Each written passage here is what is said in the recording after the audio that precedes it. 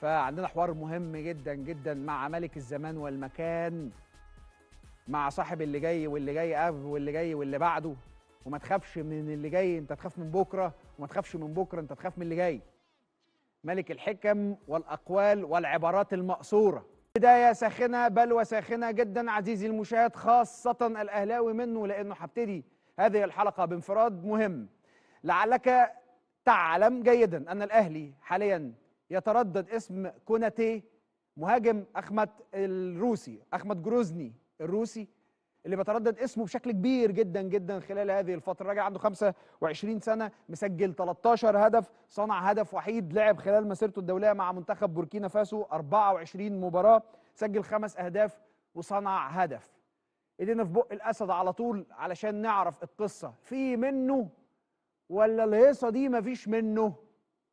فحالا نعرف منه ولا مفيش منه. تصريحات خاصه وحصريه لبرنامج الكوره مع فايق نتابعها سوا مع حضراتكم دلوقتي حالا من خلال ديمتري، وكيل اعمال محمد كوناتي المرشح للانتقال للنادي الاهلي. مترجمينهم لكم على الشاشه، وكمان بالكتابه بالسبتايتلز، يعني بالعناوين وبكل حاجه. وكمان هرجع اقول لحضراتكم الكلام اللي اتقال للي هيبقى عنده عقبه في مساله الرؤيه، فهقول لحضراتكم هو قال ايه بالظبط. تعالوا نتابع مع حضراتكم ديمتري، وكيل اعمال كوناتي. تصريحات خاصه وحصريه لوكيل كوناتي المطلوب بالاسم من مارسيل كولر. الراجل بيقول فيها انه هذا الرجل يمتلك تعاقدا انتهى فاصبح حرا، ومن حق اي حد انه يتعاقد معاه. قال انه عنده عروض من كل من قطر والسعوديه واحد الانديه في مصر، وقال اذا كان هيتواجد في الدوري المصري فسيكون من خلال بوابه النادي الاهلي، وكان واضحا ومباشرا. قال انه اللاعب متواجد حاليا مع منتخب بلاده بوركينا فاسو علشان خاطر هيخوض لقائه المقبل امام منتخب مصر يوم 6 ان شاء الله باذن الله. قال الناس تقدر تشوف كوناتي في هذا اللقاء، والاجواء واضحه والدنيا واضحه قدام منتخب مصر. وقال معلومه مهمه جدا انه اللاعب سيحسم الموقف بعد التوقف الدولي. لمن لا يعلم العديد من المعلومات عن كوناتي: 26 سنه، النادي الحالي احمد جروزني الروسي، عدد المباريات 35، سجل من الاهداف 13، صنع من الاهداف لديه هدف وحيد. المباريات الدوليه مع بوركينا فاسو 24 اهداف دوليه، 5 اهداف، صناعه اهداف، هدف وحيد.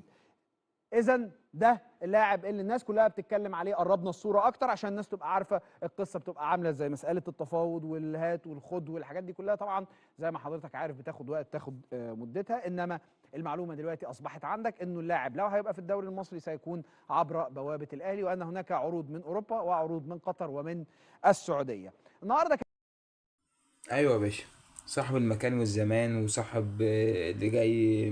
ما تخافش من اللي جاي، خاف على بكره ومش عارف هو قالها ازاي بصراحه قفشه، ولكن قفشه صاحب القضيه ممكن. انت عايز ايه بقى بعد كده؟ ابراهيم فايق كان بيهزر وبيتريق واخد الموضوع هزار، ولكن فعلا هو معاه حق في كل كلمه قالها ابراهيم فايق. يا باشا قفشه، انت عارف يعني ايه قفشه؟ محمد بيه قفشه باشا، هو كده صاحب القضيه ممكن.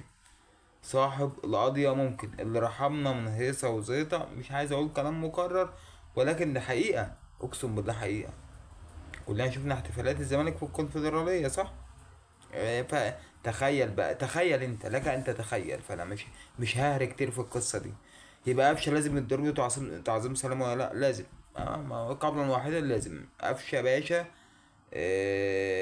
فوق الدماغ وفوق الراس وكده يعني. فاوعى تكون مفكر ان ابراهيم فايق بيتريق، لا. يعني ممكن الموضوع يبان ان هو تريقة وهزار، انما هو معاه حق في كل كلمة.